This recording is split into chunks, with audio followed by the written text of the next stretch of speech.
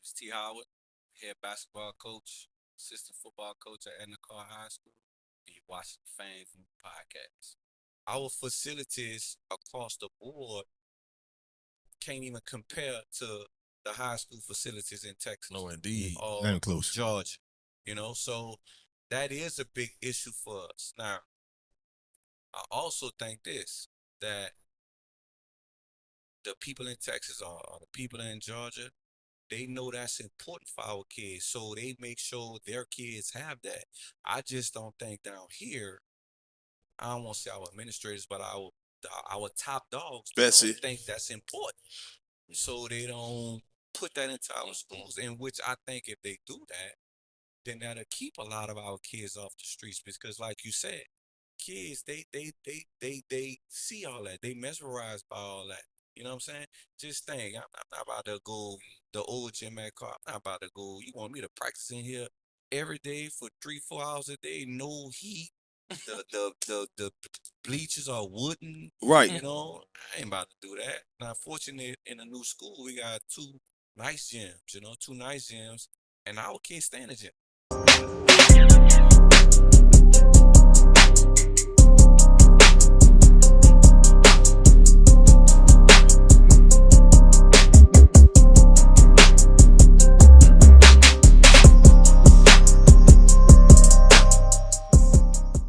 We back at it again.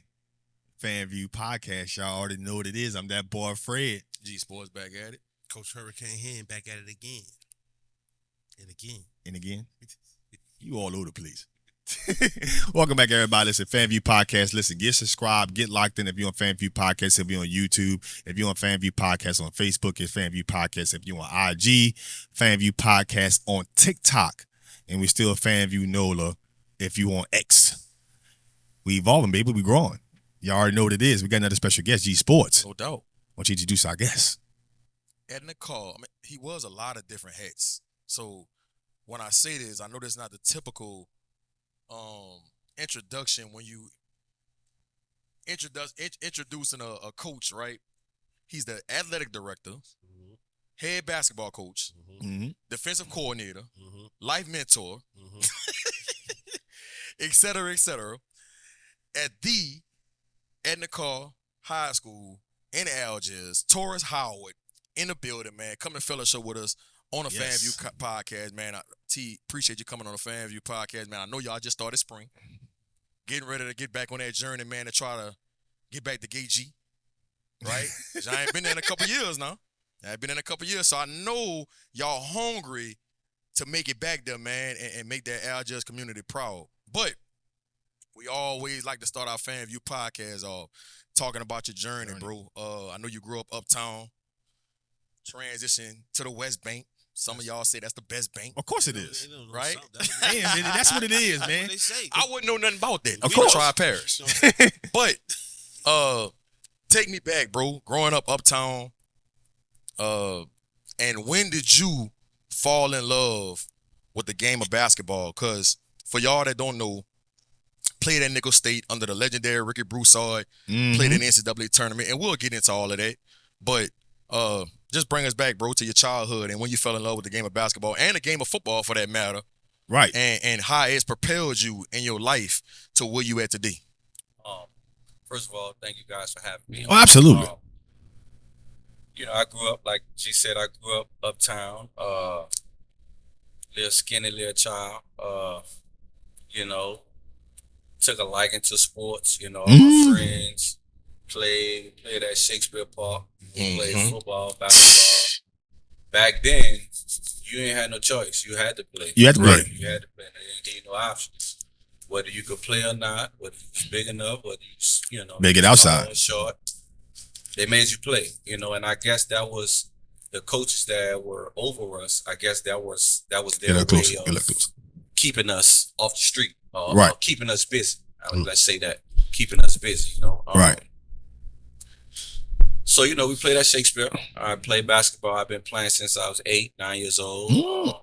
Played football as well. A lot of people don't know that. Played football. Played quarterback. You look like a quarterback. Played quarterback up until my 9th grade, going into my 9th grade year. You know, that's when I made the transition from Tumblr Elementary School to Edna Karr. It was junior high. Right. At Right, back that time. We were transitioning to high school.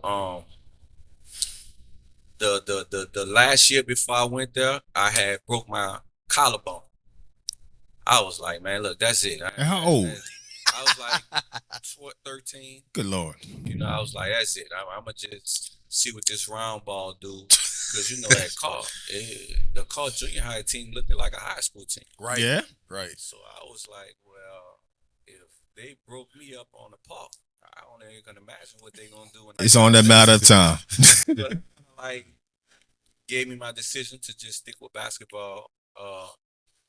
And my Nord coach, which was Coach Rob. Everybody Legendary Coach Rob. Yep. And Coach Wildbacker, Coach Rock, they started the Edna Karr basketball program. So when I got there in 9th grade, we only had 10th grade. So, you know, I was like in cahoots with them to start our basketball, Right. our high school program. We had a good junior high program. And 2-3 years later, it worked out. You know, we ended up winning the state championship my senior year. And like G said, I got a scholarship to attend Nickel State University. This is back in what, 94? I graduated. Went to Nickel State University. Had a wonderful career. We made it to the tournament twice. We won the Solid Conference twice. Of course, in that league, you got to win the conference to get to the tournament. Yeah. Right. Yep. You know what I'm saying? So, that was a good experience for me. You know, that was a good experience. Put your mic a little closer. There you go. Don't be afraid. There you go. We my coaches, what they instilled in me, kind of like gave me the niche, like I want to be a coach as well. Ooh. So even before I finished playing, I knew I was going to be a coach. You know what I'm saying? It didn't matter what level, if I had to coach some NOTN teams, but I was fortunate enough to go back to my old high school and coach under the coaches that coached me. So that's why I'm in that position. And, you know, they gave me the keys to the car, man. You know, so I'm forever indebted to them, to Coach Rob and Coach Rock, for trusting me with the program. Even the ex-principal, Mr. Haas, you know what I'm saying? I was a young guy. They gave me a chance, you know. So, you know, that's my love. That's my passion, coaching, man, especially basketball and football. Our colors became a Mercedes-Benz over 30 years now. Rolling. Yep. But let's talk about basketball, man. Like your journey, like you mentioned at the high school level, like what made you, obviously you had the injury in football, but what are some of the things that gravitated that you were skilled for at basketball? Like what are some of the things you did well?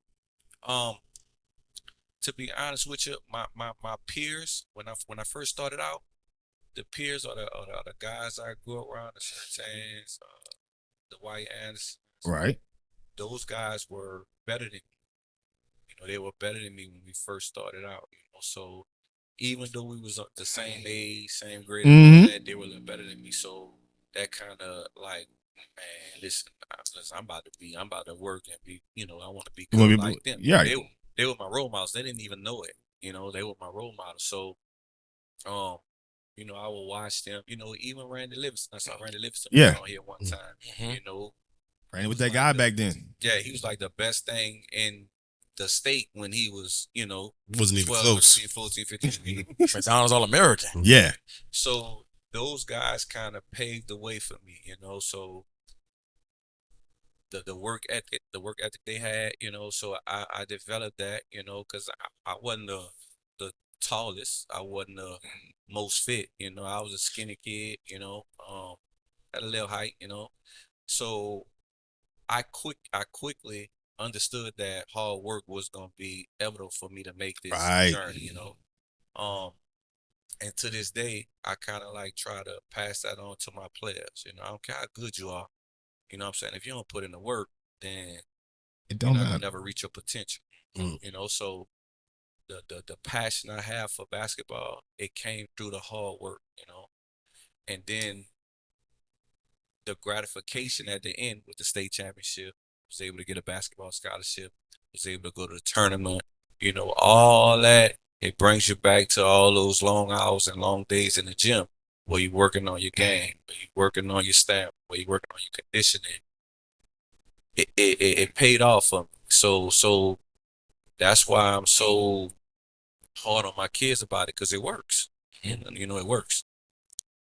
Well, first of all, I'm not gonna let G slide with the introduction without mentioning that you're part of the greatest fraternity that God has ever created. You know, I'm not gonna let G slide with that. My fault.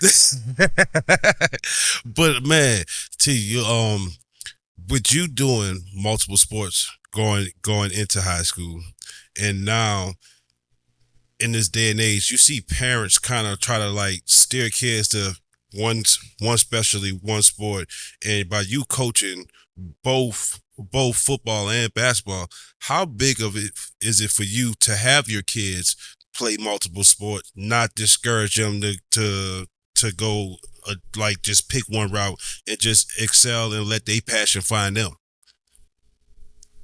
To be honest, at Carr, it was a big deal.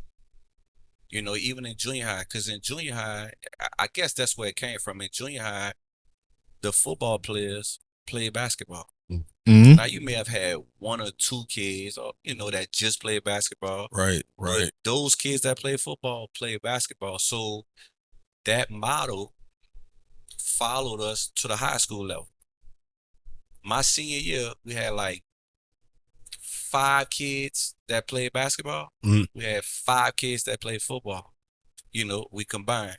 So that's been our niche in Carr, because a lot of coaches or other guys be like, "Coach, how y'all do that?" Because I hear it all the time. Coach, the football coach don't want to let them play basketball. Yeah, The yeah. basketball coach Coach. don't want to play football. Yep. Frank Wilson and a lot of that old prayer walk.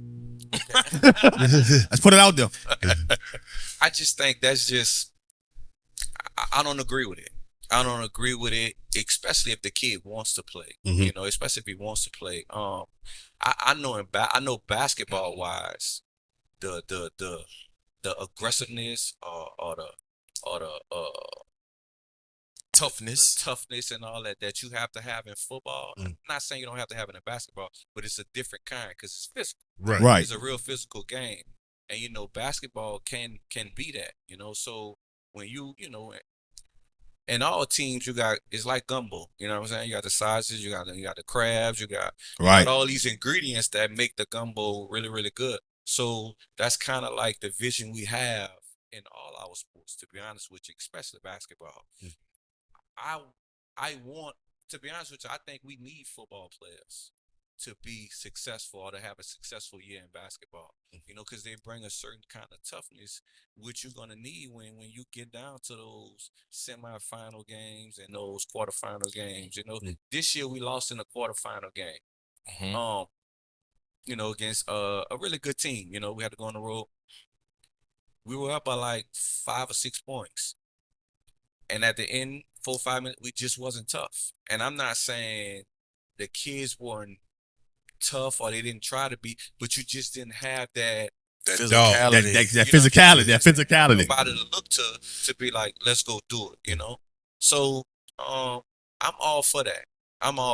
You know what I'm saying? Like, I even go on record to say I think you need football players on the high school level to be successful in basketball. Unless you got LeBron James, Right. Right. If you got that 5-star recruit, and you got Lamar Peters or something like that. Yeah.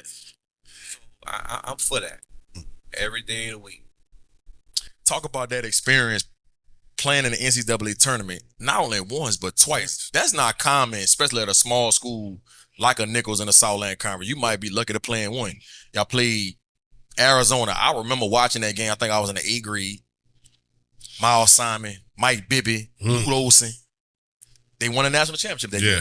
And I think your freshman year, y'all played Virginia.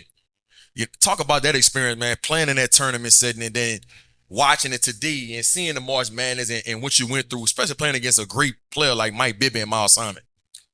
My freshman year, like you said, we played against Virginia. And to be honest with you, I can't remember, but I want to say we probably was I think y'all was like a 14 seed. seed. It was a 14 seed or something like that. And we played Virginia with Staples, and I forget Curtis Staples. I forget the 2 guard they had was Dickerson? really good. No, that was for Arizona. Oh. Yeah. Right. Michael But I Dickerson. forget, but they were really good. And to be honest with you, we had a chance. You know, we were right there with them. I think we ended up losing by like maybe 8 or 9. But as a freshman, you know, I played about maybe 5, 6, 7 minutes, you know. So I was still in awe. You know what I'm saying? I Right. was in awe. This, Right. you know, you growing up as a kid, you know, you watch the tournament. So I was in awe. You know, we went to I forgot where we went, but anyway, we flew there. You know what I'm saying? How they roll the red carpet out for you. You know what I'm saying? You know, I'm all the way in the back now. You know, you know the main guys in the front, so I'm just following. But you know, you feel like superstars. You know, then when you get to the game, you oh my God, all these people here. You know, to see us play. You know? 20,000 people in here. You know, so it was a real experience for us. You know, so you know, we ended up losing. You know what I'm saying? Like I said, we had a chance, but not the next year.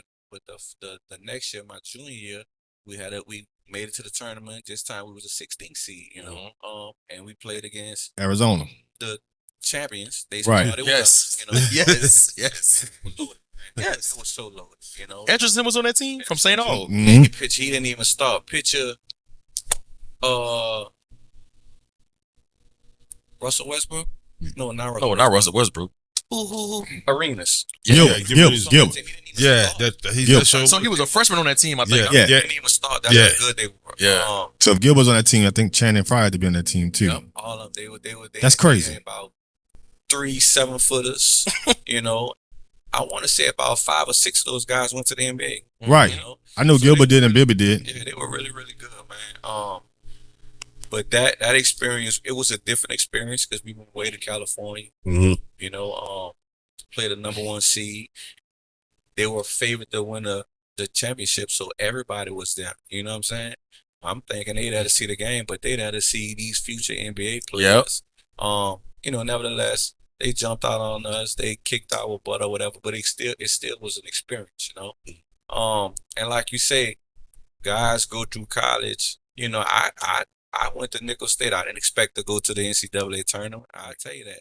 But for me to go twice, Right. That's unheard of. you know, that's a story I could tell my 9-year-old son when he get up there. You know, when he start talking about that, or share that with my players. You know, but like I said, man, I've been blessed, man. I've been truly blessed to have those experiences, and all I could do is try to share with my kids to kind of push them, you know, to go to college. And then you played with a pro, with Gerard King. Mm-hmm. Got drafted by the Spurs. Yeah. Mhm. I don't know how many years he played, but nevertheless, you played with a pro. Talk about playing with somebody at a small school like Nichols that Made it to went the league. in the NBA. And did you think he was a pro when you was playing with him? No. Right. No. That's how it be. That's how it be. Listen, I'm not saying he wasn't good. I know what you're saying. It's Yeah. just the fact that we played at Nickel State. You know, when you see guys go to the NBA, they come from Duke, they come from Carolina, they come from Arizona. You don't see nobody They coming come from Nickel State. So that's the only reason why I didn't think he worked, you know, was a pro. You know what I'm saying? We had another guy on the team named Reggie Jackson. I think he played a little pro ball a little bit. But he was good, man. And watch this. Hard worker, man. Hard worker. So you could go in the gym. He was the first person in the gym. He was the last person to leave the gym.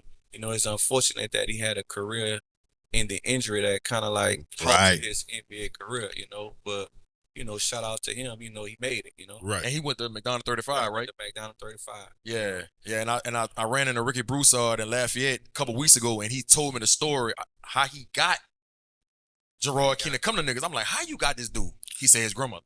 Because I forget. That was the whole key to the process of getting him to Nichols. He said he got to the grandmother, and the grandma had all the influence. Because for the life of me, I was thinking La Tech. And then you like I forget that he did play at Nichols. That's crazy. 6'10"? Yep, 6'10". Yeah. And listen, it's funny how I got the Nichols. The Coach Broussard, no, it wasn't Coach Broussard. It was Coach Hippolyte. It was assistant coach at the time. Coach Hippolyte was on that staff? He was He's a dude. assistant. I was bound when I was in high school. Yeah. That's my dude. They came. We had a big guy that played that car about 6'7". So they was coming to see him. You know, they come to watch him practice. We practicing. You know what I'm saying? The coach was like this. who is the little skinny kid right there? You know what I'm saying? Talk. Well, listen, we want to offer him. And you know, and that's how I got. That's how you got there. Got there, you know what I'm saying? And like I tell my kids, you never know who's watching. Yep. You know, I'm a firm believer of that. You know what I'm saying? I'm a and that's when my recruiting kind of picked up. You know what I'm saying? It kind of picked up. And watch this. I went to them because they was the first person off. You would show us some loyalty. The first person that offered me. So Nobody else was thinking about it. So what other schools you had on the table? McNeese offered me. They had a school in Virginia offered me. I can't remember. They had a school in Alabama, or a D2 school. But I ended up having about maybe 5 or 6 schools offer me, you know. But I'm telling you, I went to Nickel State because they offered me first. So, and back then, and I think this is a essential point that I'm about to make, the AAU circuit wasn't as prevalent as it is now. No. So, like back then, you actually got recruited off of what you did on your high school team versus what you did in the summer. Correct? Correct. And we play AAU, but you know, we didn't have social media. We didn't have Instagram. They didn't have circuits like that. No, I say the circuit wasn't as big and all that. Yeah. When we played AAU, I'm talking about it was you get your 12 teams and we went at it. That's what I'm saying. In the gym. Hot gyms. It ain't like that no more. But Right, I do want to ask you this question, Coach, and I want to ask it to everybody, really. I remember my era of high school basketball, we always had a guy. It didn't matter whether it was Hollis Price, whether it was Chris Duhon, whether it was Brandon Bass, Danny Granger. I mean, we can start talking about, we always had a kid that symbolizes, you know, Louisiana State basketball. Somebody who's going to be a what we call like McDonald's All-American. But as of recently, we don't really see that with a lot of our high school basketball players. What are some of the things you think is contributing to Louisiana not having that 5-star or McDonald's American player that we consistently used to have in the past? I think they're there. They're still there. Our kids are just faced with so many other Distractions. You know, they want to hang here. They want to do this. They want to do that. They see other ways to get money or to get out. They ain't using the athletic route. You know, they want to. It's like they're gonna miss something. You know what I'm saying? The kids are still there. You know? But I'm saying the athletes are still there. They still there. But I remember as a kid, man, whether it was looking up to Bo, me looking up to Duhon, Price. Even after I graduated, still following guys like Greg Monroe. Before them, Taz, DJ Augustine. I was still following these guys like, man, they still had he next up. It just, in the current basketball and high school basketball, Louisiana, I don't notice that kid. That kid is not prevalent around Louisiana basketball. The last person I could think of right now in my head is Javante Smart. I said he was next up. And I've said there's a number of times. I know you could attest to this because you experienced this. A lot of times when them kids get good down here, especially when they're young, they move away. They go to a prep school somewhere, or they move to Texas, or they move to Atlanta, or they move to Vegas, or they move somewhere far out because they think they can't get the exposure here. Oh, De'Aaron Fox. Because Ferron Hunt. Yeah. Remember Ferron Hunt? Big Kyrie. Yeah. Maximilian, yeah. You know what I mean? You done had some kids that came through your program that moved away because people thought that going away was going to get them where they needed to get to. And I just think, it's funny you say that. I just think the parents think you have to do that. Mm-hmm. Like the parents don't believe in, man, just work, man. Yep. Just work, just get in there and work. Because watch this. If you get in there and work and you reach your potential, they gonna find you. Yep. Right. Straight up. They gonna find you. Go play behind this building right here. They gonna find you. Facts. But the parents, they just want their kids to just have it easy. Yeah. Mm-hmm. You know what I'm saying? And we all know easy don't last long. Nope. You know it don't. Hard do. Yeah. And I think to answer your question, like I think with T and G said kind of marry each other, I think it goes down to discipline and the stigma. The stigma of Louisiana, and let's face it, because we all, this is what we do. football pays the bills. It's like, Just hey, if you want to make music in New Orleans, you better start off in bounce. You know, if you want to be successful, it's the stigma. But all of kids that we named before, they wasn't moving away. They didn't have a choice to move away. Two, Yeah. they people wasn't Especially gonna back let then. nobody. Yeah, and they people like, I love y'all dearly. If G was in Texas, was in Indiana, and my son could hoop, I'm not. Back then, I wasn't sending my kid with G to get Indiana as a basketball state. He gonna stay here, grind it out, and whatever happens, happens. I can understand that. I think that's the biggest reason they running away, because the parents, like we always say, the biggest dream killers. They Yep. hey, let's get out here because this is what they do. Instead of, do you know how special it would be if you, the one that they talk about in a football heavy state, they talking about you, the basketball player. They ain't talking about the #1 recruit in football that's right here. They talking about you, the McDonald's All-American. It's like we got a before Katrina and after Katrina effect.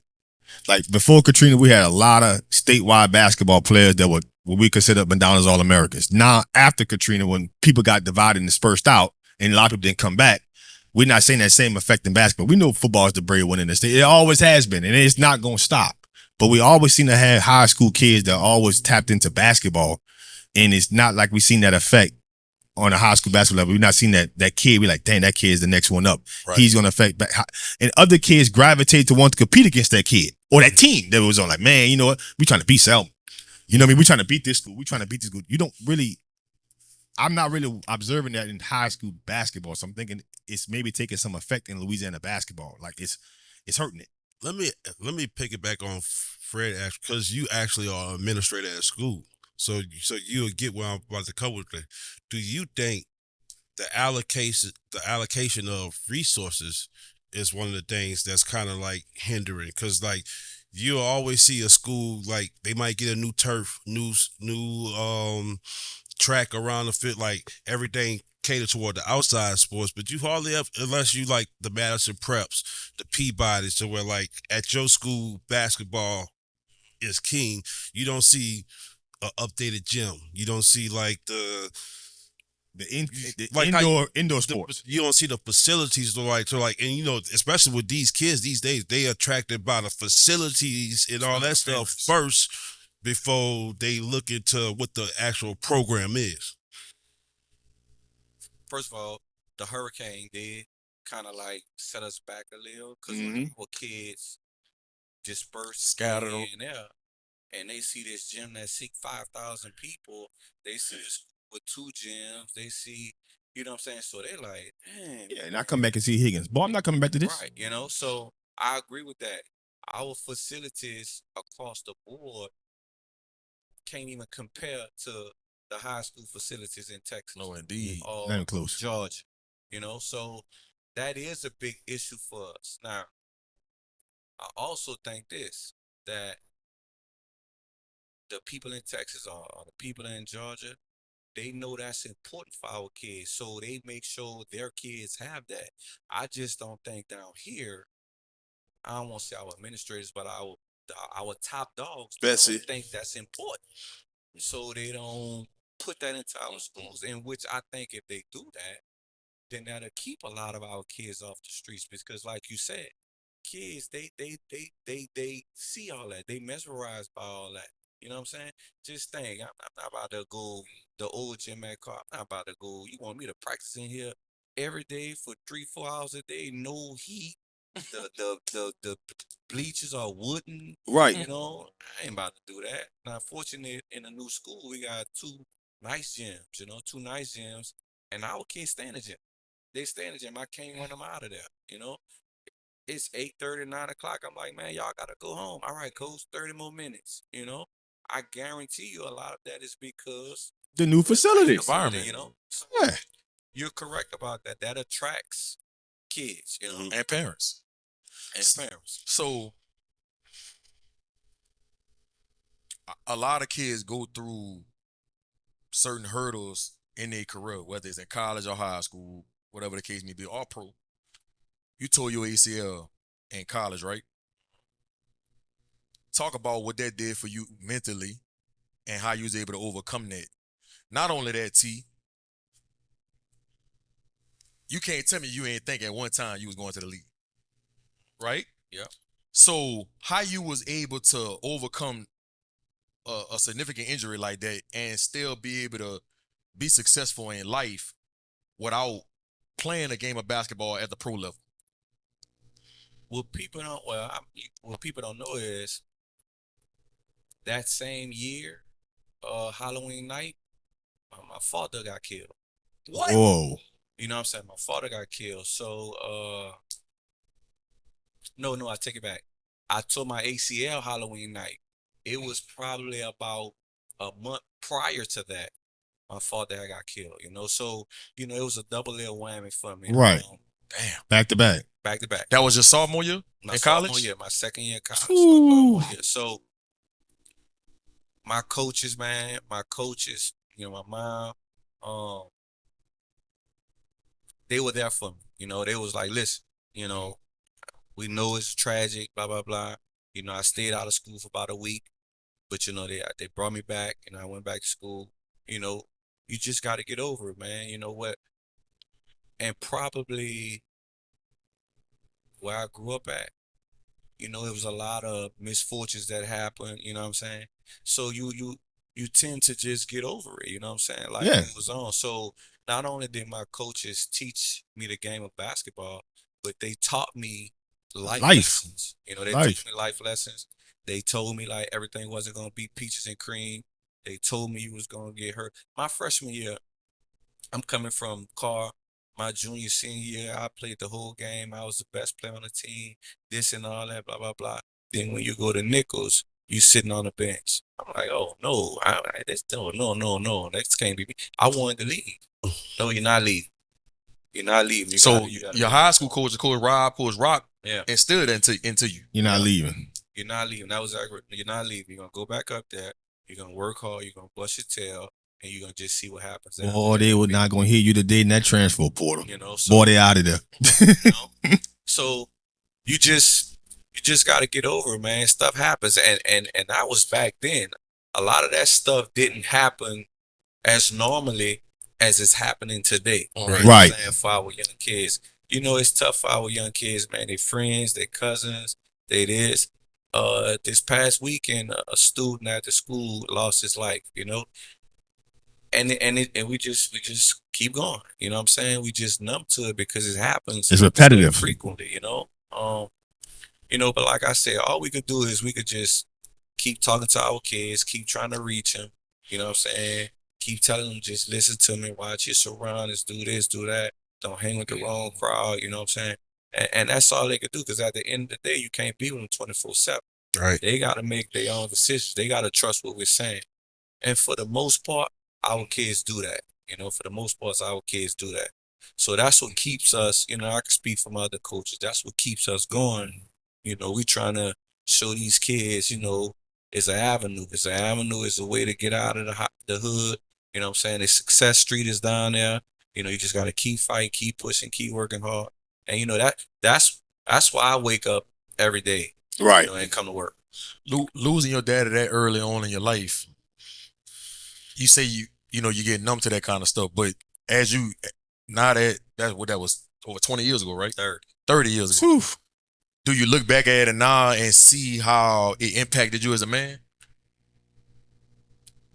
It did. It did. Because it's tough. I understand the fact that I lost, my dad when I was like 17, 18 years old. I can understand that kid today that don't have that male figure in his life. I'm not saying his dad deceased, but we have a lot of kids that don't have that male figure in their life.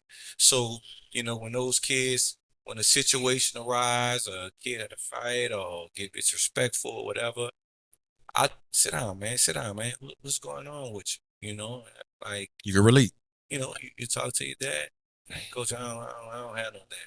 So now I see where the anger is coming from. Right. I see where the disposition is coming from. I see where the disrespect is coming from, because you're not being taught. Right. So now I can't take it personal if a kid gets disrespectful or whatever. I understand why. I understand why. Now, okay, let's talk. I lost my dad too. So now you can see that kid like, okay, what happened? Blah, blah, blah. Tell him what happened. Here's what I did. I had to get over it. You know what I'm saying? I had a strong mom. You know, I had coaches. You know what I'm saying? So show them that there are other people that can teach you or that can be there for you. That they walk that light. You know, because, you know, I always tell people like, it's hard for a kid to grow up, especially in New Orleans, if they don't have a male figure or if they don't have that male figure they can trust, usually their dad. Right. You know, coach, I'm not listening to you. I don't have that. I ain't got no daddy. I ain't got none of that. So that's tough for our kids, man. And we experience a lot of that, you know, at Carr. I can't speak for other schools, but we experience a lot of that. So, you know, when people see the kids on the news or see us winning championships, they see the glitz and glamour.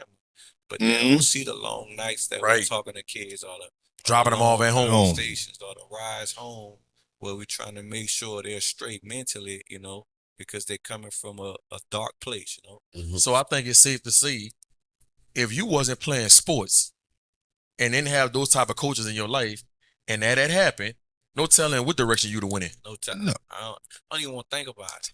It'd be a downhill spiral. I don't even want to think From uptown too. Listen, It's an uptown thing. Team, my North Little football team had about maybe 12, 13, 14 of us. I don't know. But I can say out of those maybe 15 kids, probably one or two of us are like successful. Right. The other ones are either deceased or in jail or not doing Damn. good, you know what I'm saying? For whatever reason. Whatever reason. You know? So that's why I'm blessed, man. I could have been in that number. For real. You know? I could have easily been in that number. Got a question for you, coach. Facts. When you're in the gym, who these kids modeling in the NBA? I'm talking Steph Curry. about. So they all trying to shoot like Steph. Listen, They're not modeling Kevin Durant. They're not modeling another player besides They Steph. ain't trying to get to that elbow. Curry, they don't even want to shoot on the 3-point line. You know what I'm saying? And I experienced that with my high school kids, but it's almost like that's what they see. Right. What they see is successful. He is going in. But what they don't see is they don't see the hours he put in the gym. They don't see he's in the gym shooting 1,000 shots a day. You know, they don't see that part. They just see the game where he's making these miraculous shots. And they, you know, and it's our job to teach them like, okay, you want to get like that? Okay, get in there and work. Get in there and shoot 1,000 shots. After 100, you ready to go home. That's why you can't do a step. You know what I'm saying? They not paying them $200 million for nothing. Right. You know what I'm saying? Right. So it's just what they see, man. It's just what they see, you know. They just like G said, they might as well throw the mid-range out. That's why I like SGA for OKC. It's like he gonna win MVP? Like he just if I had a vote, I would vote for him. Yeah, real talk. If I had a vote, I would vote for him. He my MVP of the league this year. No doubt. I think it's hard to. I like Nikola Jokic. I like his game. I like what he's done this season. I think he's won MVP that way. And what Shea has done for the Oklahoma City Thunder, from being a playing tournament team last year to now being the number one team in the Western Conference and averaging over 30 points, I think it's just hard for me not for him to get the award. If you're thinking about trying to reward somebody, the most valuable player, that's how that looks. You're a playing tournament team, the next year the number one seed in the Western Conference. We're not talking about the East. We're talking about the West. Right. And to me, it's like if he's not the MVP, it's like, dang, what is the league doing? And the number one seed, man, playing teams. And swept my number one Pelicans. seed, that's not easy. Like you said, in the NBA, let alone the West. No doubt. That's not easy. T, I got a question for you, and I want kind of flip the script because you've been coaching a long time. I've been coaching a while, and I've seen guys that have gotten opportunities to move up into the administration, but they're on the cusp of that championship, or you got that good, man, that we know this crew gonna be good in like 2 years. So I don't want to jump in the administration because I can't do it. To see you be in the administration, head coach of one organization, defensive coordinator of another organization, what type of time management? what type of conversations at home with the family. you know what I'm saying? And like what type of like motivation like keeps you going? Cause like my wife is in administration. Well, she's at the district level now. You know, the phone don't stop. As an associate head coach at DC, the phone don't stop from one group of kids. When you the head coach of another organization, the phones don't stop from that group of kids. Plus scheduling, setting up recruiters for boom, boom, boom, boom. Where does T. Howard find the time to just be T. Howard, but also give the 110% to every little hat that you wear? What's the blueprint? First, I guess it's for each his own. First of all, I'm not a real guy that gotta be in the limelight. I don't have to do this. I don't have to go out. I'm a regular. If I wasn't my off day, you know what I do? I sit in the recline and watch games. I watch TV all day. You know what? My family, they understand that. They understand like how passionate I am. They understand how this is part of me, part of my life, especially my kids. You know, especially my kids. You know, my daughter. You know, she graduated this year from college. Shout out to her. Congratulations, Shout out to her. If we lose a game, like a couple of years ago, we lost in the semifinals to McMahon, you know, and she came to the back, you would have thought she was playing. She was crying so hard, you know, and it kind of like, she really understands. Yeah. You know, I was like, baby, why you crying? You know, she said, because Dad, I wanted y'all to win. So, you know, I have to support, you know, Right. my family. They understand that. We get our time in. You know, we get our time in. My daughter was an athlete. She played volleyball. My baby son, he plays baseball right now. So they understand, you know, like that's daddy. You know, daddy coaches, blah blah blah, and all that. But they get their time too. You know, it probably don't appear that way, but they get their time too. They are part of what you the do. basketball team. They are part of the football program. You know, my son, he's been there since he was in diapers, you know, running around there. If you go look at a couple of the championship trophies, I guarantee you'll see him in quite a few of them, you know. So I include them, you know, in that, you know what I'm saying? Right. You know, my wife, you know, she behind me 100%. So, you know, she understands, you know. So, like I said, once again, I'm blessed because I understand what you're saying. You may have a wife or a kid who don't understand that, you know what I'm saying? But you know, I've been blessed to have people around me who understand. Like, look, this him, you know what I'm saying?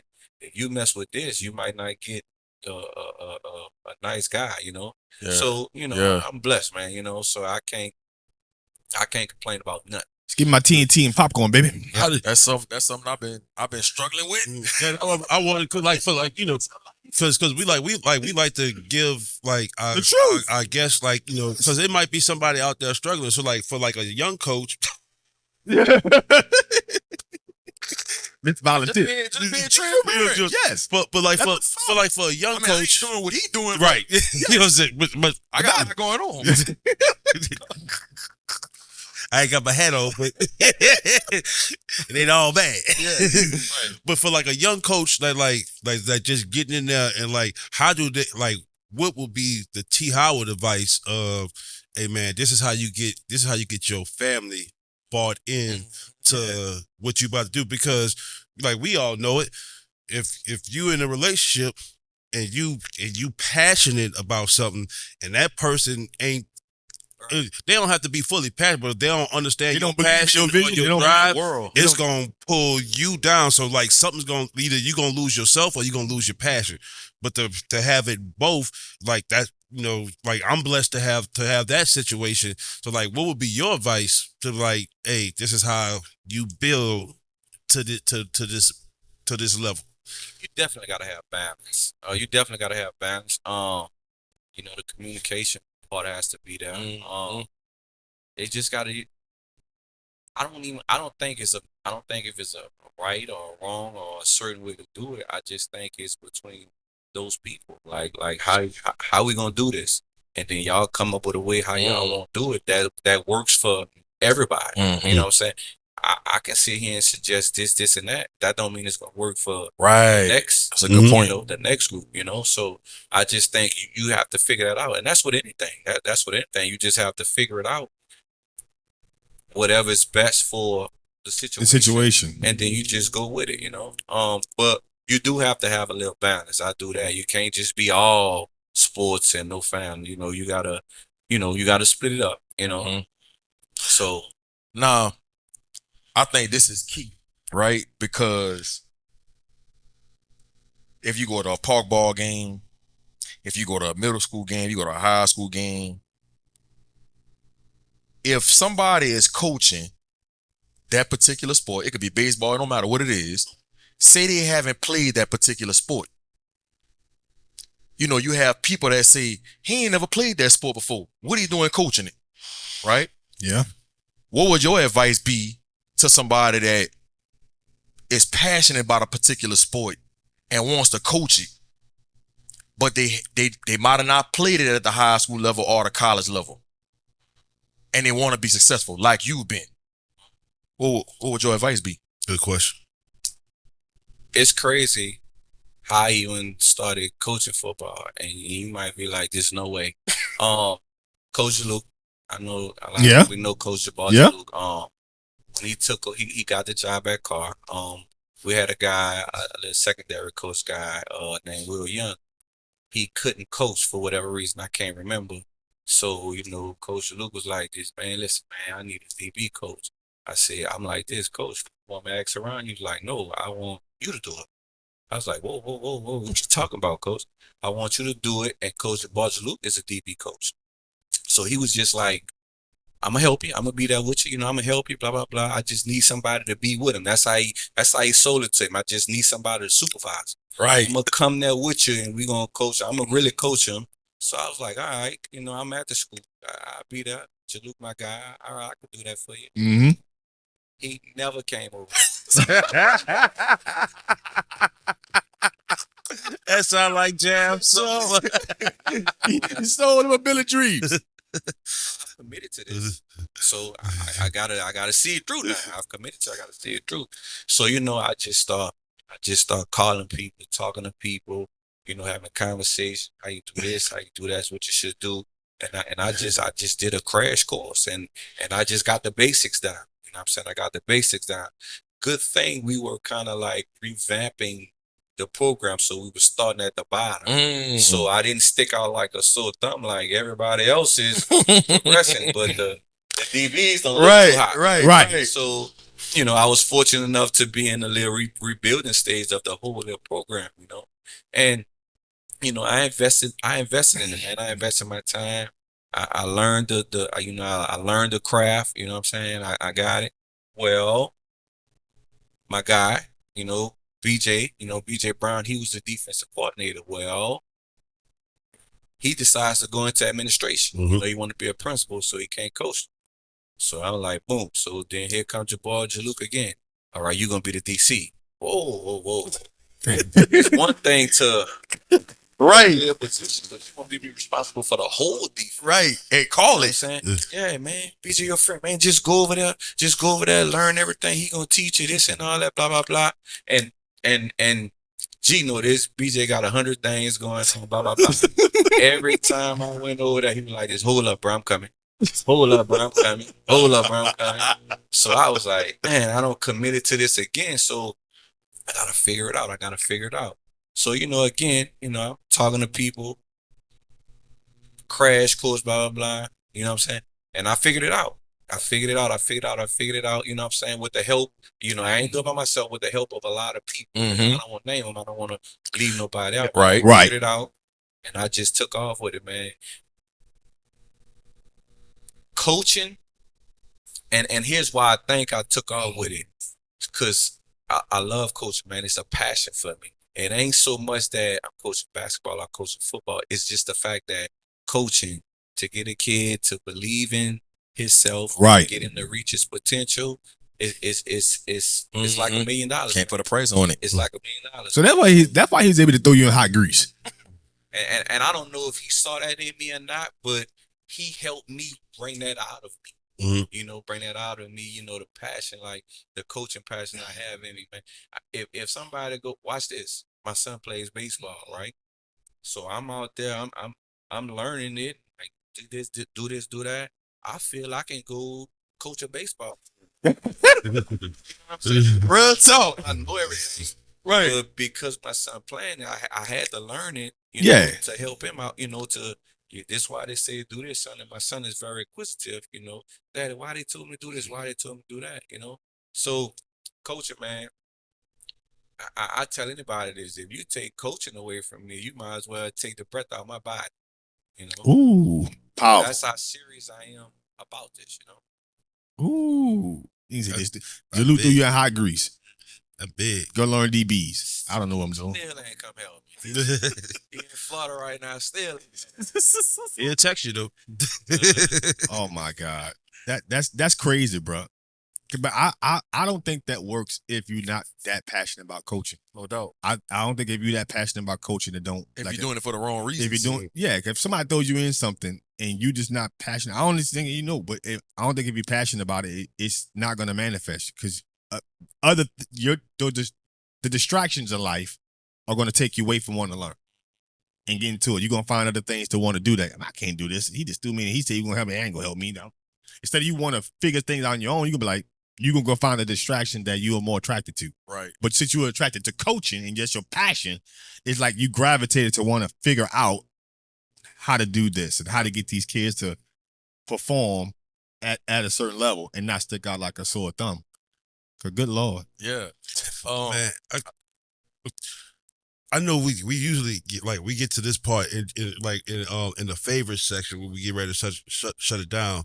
But I just gotta tip my hat to you because as a DC, as somebody who coached on both sides of the football field, I understand how hard your job is in basketball. And what I mean that saying is I can sit there and be like, man, I watch y'all this way back when Appp and Karr would have they regular spring scrimmage. And I sat there and I watched, hey, Speedy gonna get off, but we gonna take this kid away. Speedy got off, that kid got taken away. Hey, Gerald gonna get off, but nobody else about to eat on the D line. And I'm like, okay, and I watch y'all say, hey, Tay not gonna get off, but everybody was like, okay, like this good. Like you could do that in football because it's 11, and it's a boundary, and you can say anybody but this one, and it works. Basketball is 5, and you can say, man, hey, we not gonna let him in the lane, but this kid got a 42-inch vertical, and he taking off from the free throw line. It's like, coach, there go the lane. And to be successful at that, just talk about how coaching basketball made you a better football coach, but also coaching football made you a better basketball coach. Watch. I coach football under Coach Bryce. Mm-hmm. Good luck. He's if not the best, he's one of the best coaches in the state of Louisiana. Yeah. When he's dealing and coaching the kids, trusting them, and I'm sitting there like I'm one of the kids, and it's crazy because I coached him in football. Right. I coached him in football, and listen. You can learn from anybody. Correct. And I find myself sitting there picking up things from learning, watching it. And I take some of the things and I incorporate in basketball. It's 2 different sports, but you could take some of the things you do and I incorporate in basketball, in which has made me a better basketball coach by coaching under him in football.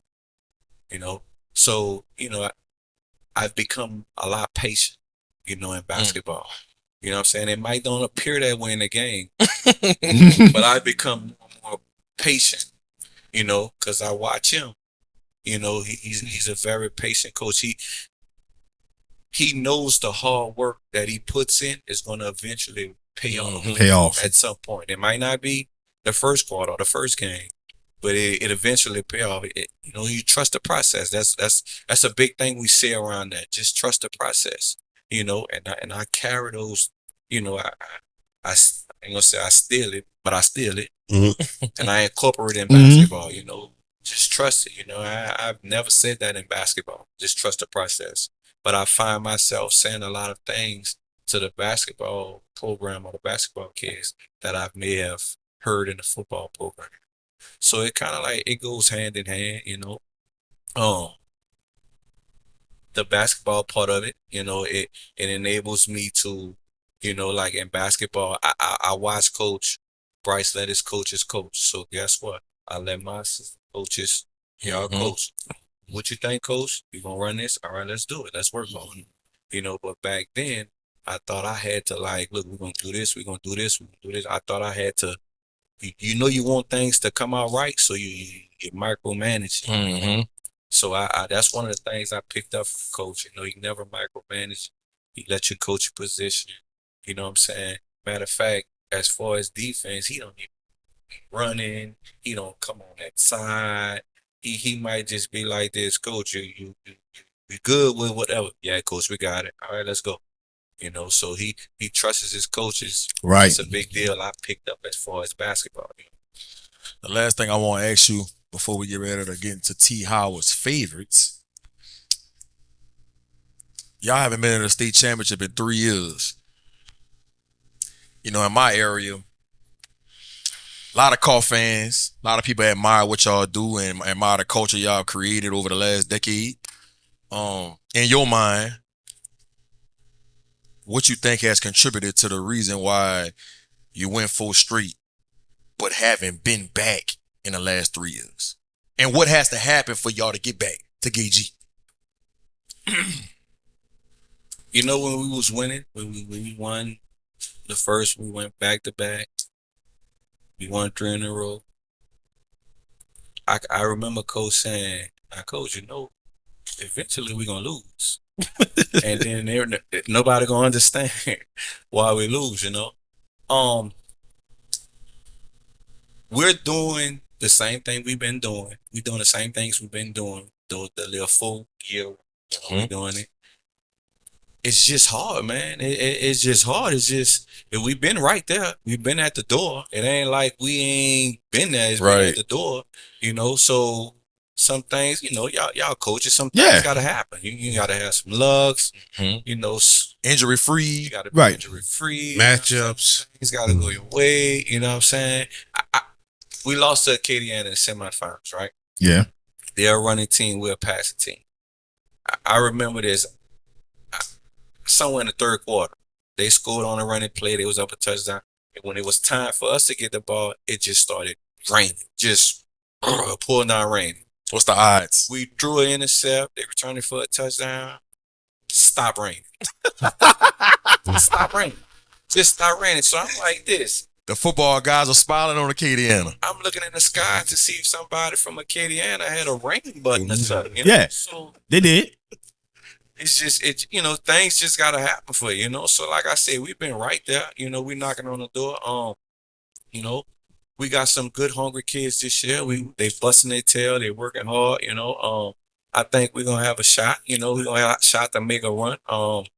We playing in this Catholic League, the SEC. Yep. You know, so like Coach said, we got to be healthy. You know, things got to happen. Like, it's not easy.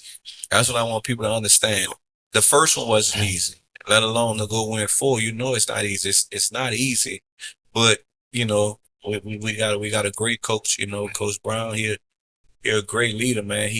He makes it so believable for us to believe that we're gonna win every year.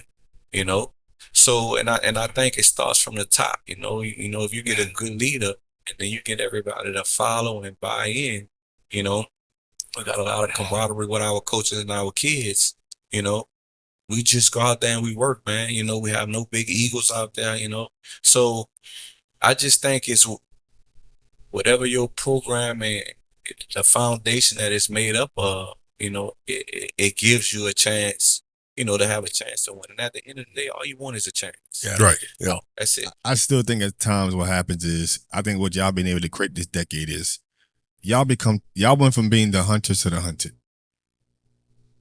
And that's just the reality. Yep. When Edna Karr steps on the football field now, That's y'all- everybody's Super Bowl. everybody's It's the state championship. It's everybody's state championship. So to me, at some point in time, when you keep getting everybody's best, at some point in time, you got to play your best. For sometimes you do it gets harder and harder because you're getting everyone's best. Because complacency sets in at some point, especially when you're dealing with 14, 15, 16, 17, 18-year-old kids. Correct. And so what starts to happen is that these kids, we playing call, we got to be A1.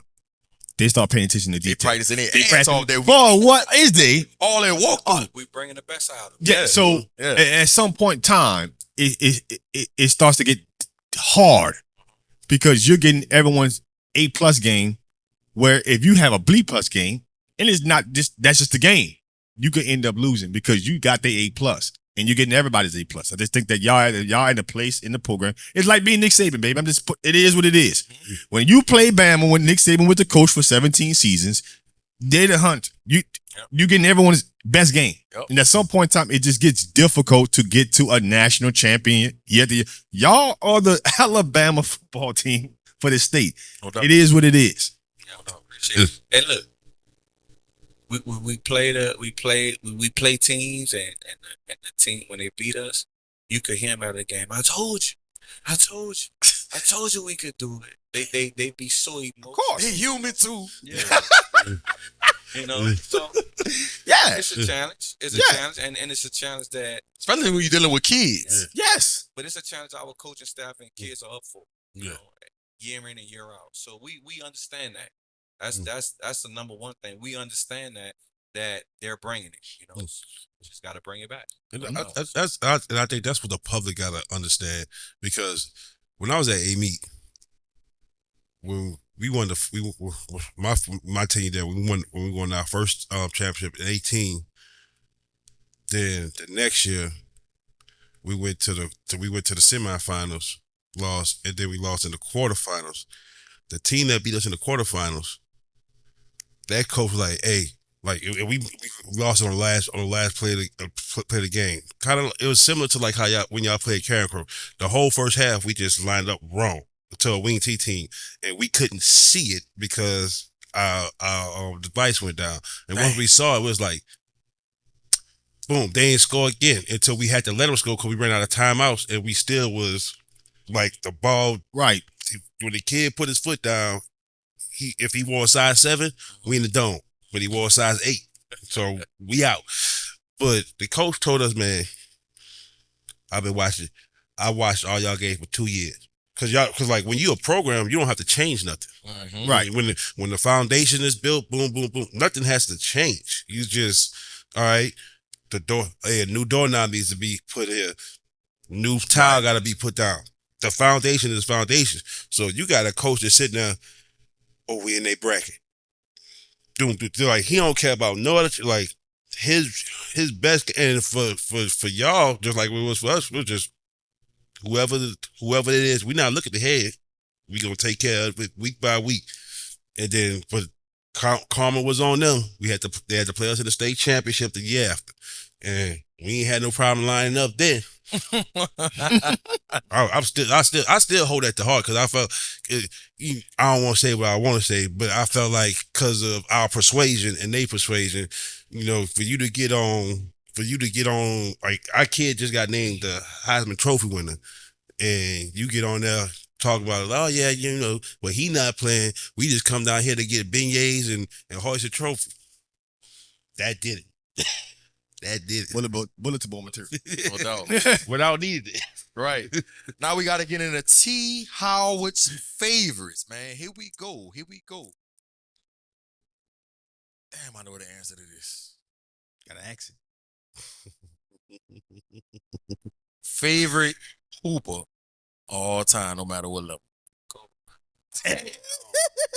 What I'm talking about, Coach? Ace. I'm talking about AD, baby. KB. Can we end the show? Brainwashed. Stop it. Can we end the show? The disrespect. Mamba.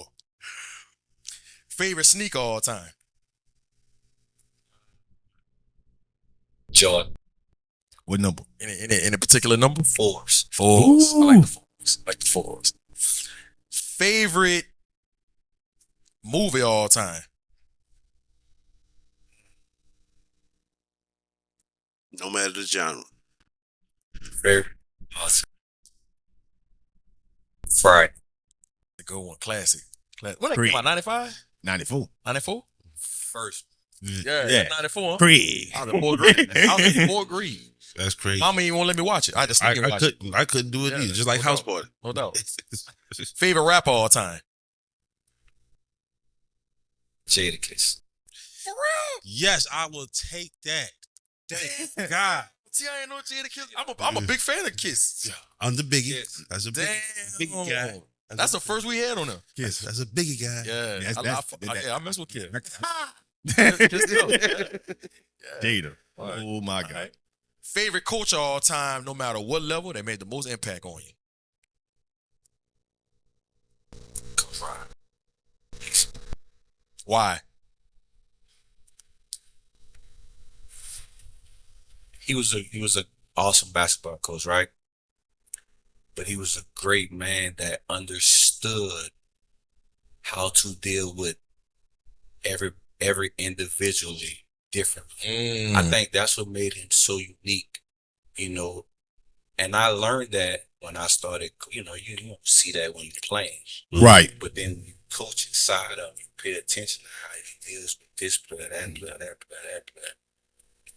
It's fair, but it's different. Mm-hmm. Right. You know, and I thought that, and listen, I'm still trying to figure that part out. How to be fair, but you're treating everybody differently. Mm-hmm. He did it easy. It easy, and not only players, people. Mhm. You know what I'm saying? And I just think that was very, very unique about it. You know, he could deal with the superstar, the kid that wasn't so good, the kid that had the attitude problem, the kid that was soft, the kid that was tough, the kid that was emotional. He just knew how to deal with everybody.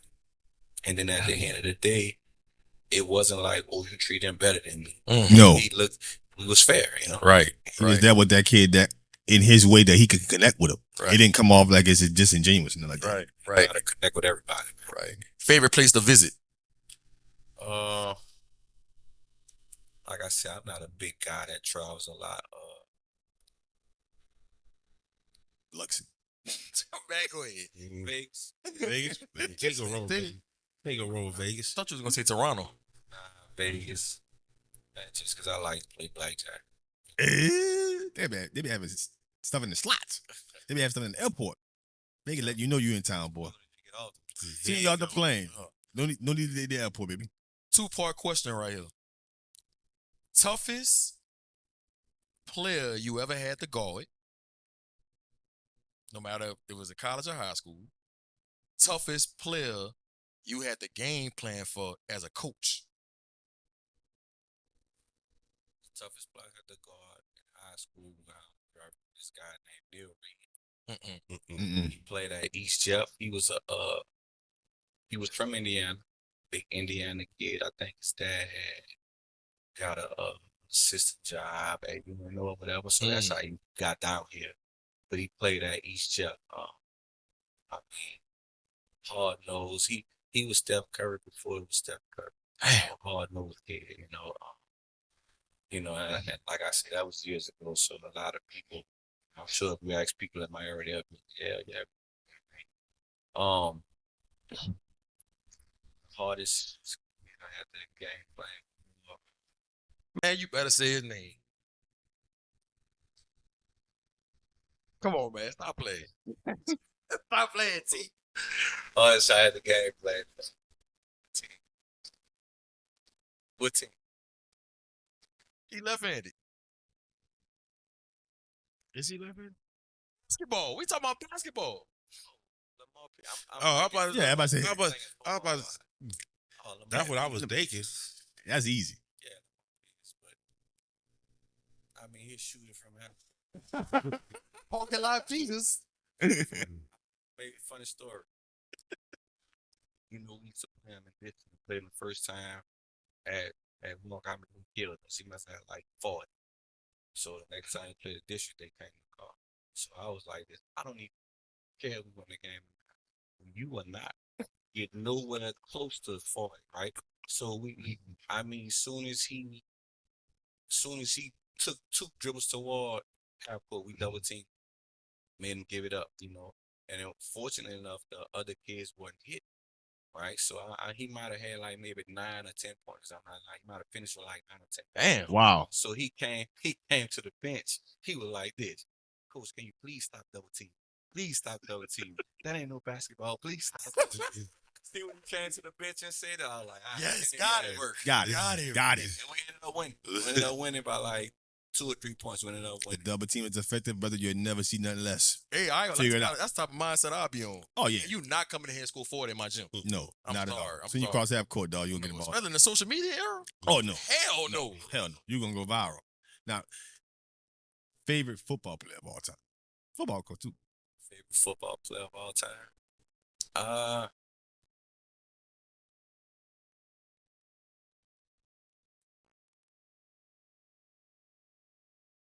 Reggie Bush. Fair. Go on. Can't. You got his Heisman Trophy back. Got to show it back. Boy, that boy got his Heisman Trophy back and still suing the NCAA. Hey, you can't go wrong. Give that man his money. I don't blame him. Give it to me, G. Say favorite coach. No. Favorite football player. Favorite football player. Favorite comedian all time. Come on, Fred. Fred. Okay.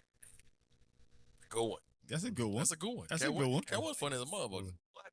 He a Bernie Mac guy. I rock with Bernie. Yeah, I ain't mad at Cat. Bernie Mac. Long as nobody didn't creep up to my stand, I got it by landslide right now. Yeah, Bernie Mac been winning. I ain't gonna lie. Bernie Mac He been winning. Bernie Mac been holding the trophy. Cat Williams got some votes too. Got some votes. But Bernie Mac been Bernie Mac- winning amongst Yeah. us 3 right now. I like Cat Williams because it's almost like a smart kind. Yeah. Yeah. You know what I'm saying? Yeah. That sarcasm. Yeah. Yeah. Yeah, he be having it. I give credit. I give it that credit. If T. Howard wasn't coaching, what would T. Howard be doing with his life? That's a hard question. The man said he wouldn't be breathing early. Take his breath out of his body. I never even thought of doing anything else. I'm dead serious. I never even thought Wow. of doing anything else. When I was in college, I was gonna be I was in social studies. I was a social studies teacher because Coach Rock was a social studies teacher. Right. Definitely my mentor. So I wanted to do that. Social studies teacher and coach. You know what I'm saying? I couldn't even tell you. I ain't had ideas of doing anything else. No plan B. No. No plan. All plan A. It gotta work. Yeah. So I'm sure if the opportunity was taken away from me, I'm sure I'll figure something out. Mm-hmm. But I just never had to think to do anything else. No doubt. All plan. Man, I appreciate you coming on the podcast, T, bro. Been talking about it for a while. Shit, I've been knowing you over 20 years now. It's been over 20 years for sure. I remember meeting you at Brendan and Norman apartment. You was on the couch right after Brendan football game. And man, we've been good friends ever since. I always tell you all the time, man, I appreciate how y'all accepted me in y'all car program, man, having me around, treat me like family. And I've taken so many different things from y'all program and what you do and what Bryce do and what Norman do, and the list goes on, and brought it to not only my kids, but kids that I coach, kids that I mentor. So y'all have made a big impact on how I operate as a man. And, I'm forever indebted to y'all, man. So, appreciate that, dog. Yeah, I appreciate you guys for having me. Oh, absolutely. Having me on. We know G Sports is the Shannon Sharp or Edna Karr. Go ahead, man. Go ahead. Listen, Look, but you know what they say? They say I be hating on them. how? Listen. How, Sway? But listen. Shannon got his hate on the Lakers. Every blue moon. Look, he'll say something like this.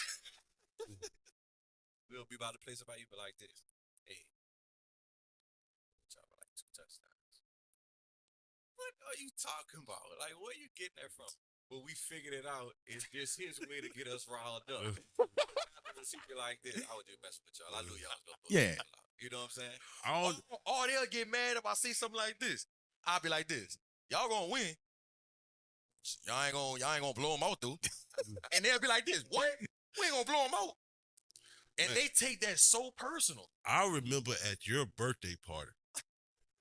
This is when we all went paintballing. Because it was That's when Jared tore his ACL. Yes. Hey, that's the first. Tore it up. Hey, like 10 minutes in. Tore it up. He tore his ACL. That was the year that y'all had played Easter. This had to be like a shot senior year. I think it was. Well, him and Cedric Senior. Cedric Van Pran. Yeah.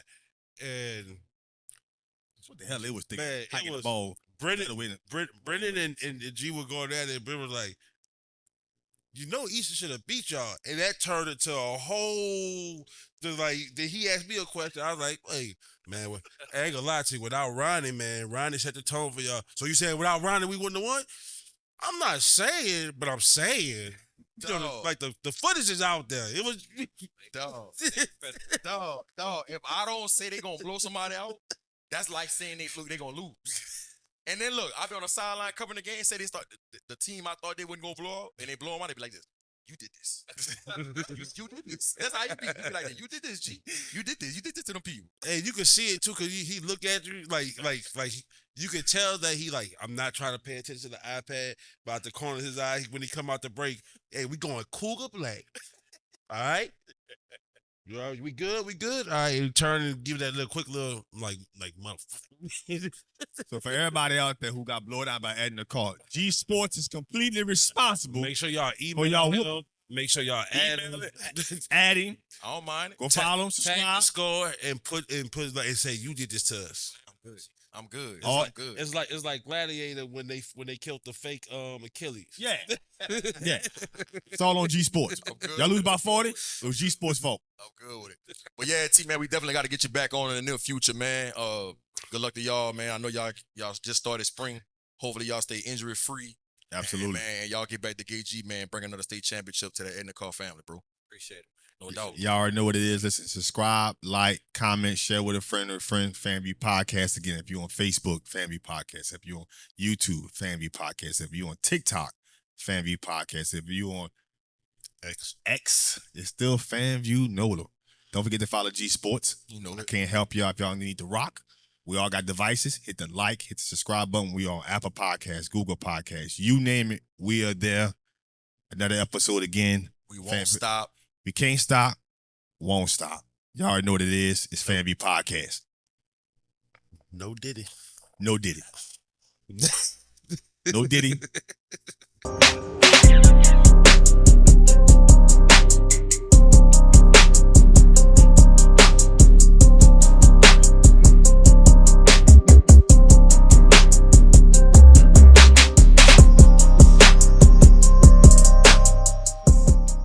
Step Construction is here for you with a brand new offer. We now provide affordable storage sheds. Stop wasting your money on overpriced storage units and portable containers. Step Construction can provide you with a custom shed that will fit your budget and storage needs. So contact Step Construction today at 504-340-5809 for your own personal quote. Let us help you take the next step at Step Construction. It's DatBoyFred, host of FanView Podcast. Tune into the NOTN app, weekdays, 3:30 for the FanView Podcast. Go to NewOrleansTalkNetwork.com to watch more episodes of FanView Podcast. Don't forget to like, subscribe, and watch.